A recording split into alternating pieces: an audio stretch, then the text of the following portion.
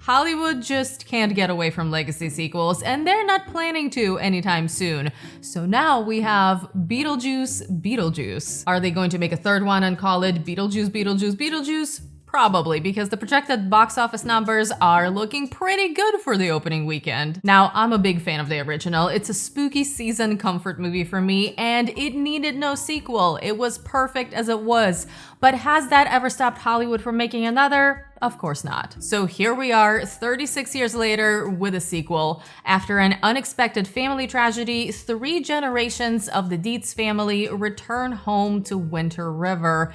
And as much as Lydia would like to leave her memories of Beetlejuice behind, he is not done with her. When her daughter Astrid discovers the mysterious model of the town in the attic and the portal to the afterlife is opened once again, all kinds of chaos and mayhem ensue. I did not have high expectations going into this movie, and I think that's actually the key to enjoying it. Of course, it's nowhere near as great or as iconic as the original, but I never expected it to be, and I had a great time enjoying it for what it was. First of all, I loved that they stuck with the look and feel of the original film. It's beautifully practical, and it's a very Tim Burton kind of weird. The sets are gorgeous, particularly when it comes to the afterlife. All of the dead, quirky characters are great. Every location looks distinct and unique. The color palette is vibrant, and if you've seen Tim Burton at his best, you know his visuals tell the story just as much as the dialogue does. Plus, those visuals contribute so much to the overall tone, which we love. Basically, if you're feeling nostalgic, if you're hoping to come in and be transported into that familiar world for more adventures, you're going to get that. Speaking of nostalgia though, when it comes to legacy sequels, this question always comes up. Is this movie actually going to contribute anything new and interesting, or is this just going to be lazy nostalgia bait? And I'm happy to say that Beetlejuice is actually its own story.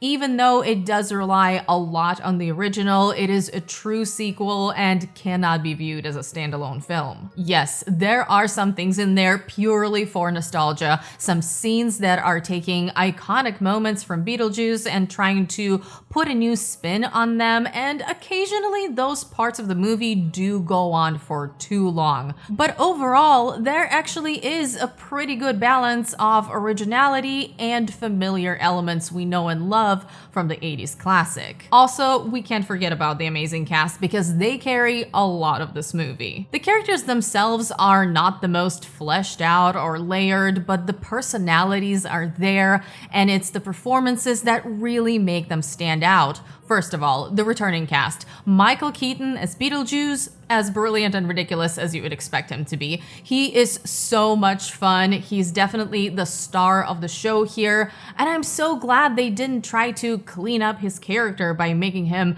less inappropriate or anything like that. He actually gets to deliver the most satisfying F-word, since only one is allowed in a PG-13 movie. It is so well placed. Keaton is great, and he is guaranteed to make you laugh. So good to see him return to this role.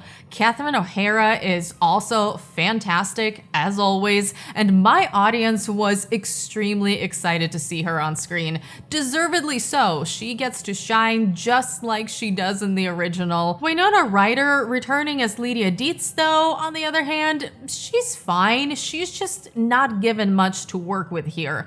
Her character was definitely the biggest letdown for me. They could have taken her in a few different directions, but unfortunately, all she gets to do here is be an estranged mother to an angsty teenager and really just a pill-popping shadow of who she used to be, haunted by the memories of Beetlejuice. It really didn't feel like the same character to me, and I get that a lot of time has gone by and that life can change people, but it was actually a little bit depressing to see her this way. Even Delia at one point tells her something along the lines of, you need to find the annoying goth girl you used to be. And that is so true. You just want her to find that spark the entire movie, and it's just not there. Once again, not Winona Ryder's fault. It's the character that's written that way. But of course, that reflects in the performance. As for the newcomers to the story, the biggest standouts are Jenna Ortega and Willem Dafoe. Jenna Ortega plays Astrid, Lydia's daughter, and you can see a lot of Wednesday in her, except less weird because she doesn't believe in ghosts, but the general attitude and personality are definitely there. Willem Dafoe plays a dead B-movie action star who, in the afterlife, is assuming the role of a ghost detective. He has a ton of fun with his character, and he is hilarious. Monica Bellucci is in this movie as well, and while she looks amazing and there is a sequence early in the film that's really cool, her story really didn't need to be a part of this. This is the big issue with Beetlejuice. There is simply too much going on in a way that makes it feel unfocused, and you're just not really sure what parts of this are you supposed to be actually invested in for a while. There's quite a bit of setup going on, and by the end, some of the subplots just feel like they didn't need to exist. You have the mother-daughter drama, you have Lydia being apparently traumatized by Beetlejuice as a teen, you have Beetlejuice and his past coming to haunt him.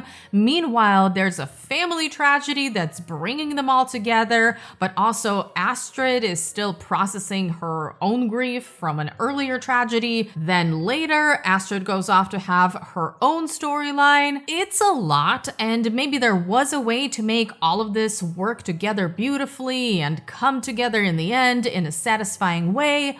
But really, it just feels like chaos with a lot of subplots. It's entertaining chaos. I wasn't bored, but I also kept wondering, why are we doing all of this? Also, the ending sequence is just strange. I'm not even sure what to make of it. I feel like this should have ended it earlier, so let me know in the comments what you thought of that ending. But all that being said, the movie was the light kind of fun it needed to be.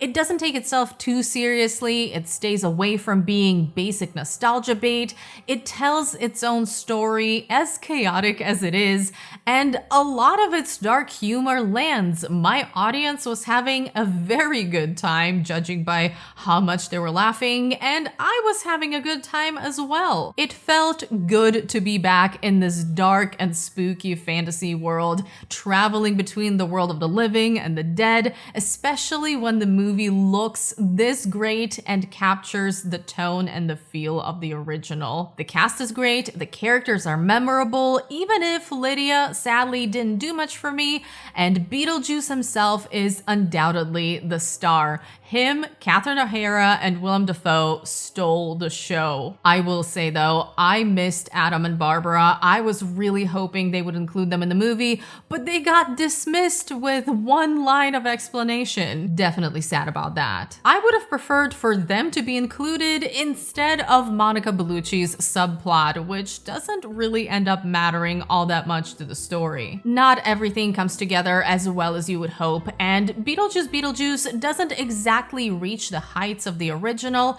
but it does recapture some of the magic. It's also good to see that this is a true sequel rather than a lazy retelling of the story we already know. It's an entertaining, spooky season watch, and if you're not expecting too much from it, it's a nice popcorn movie that you can have a good time with.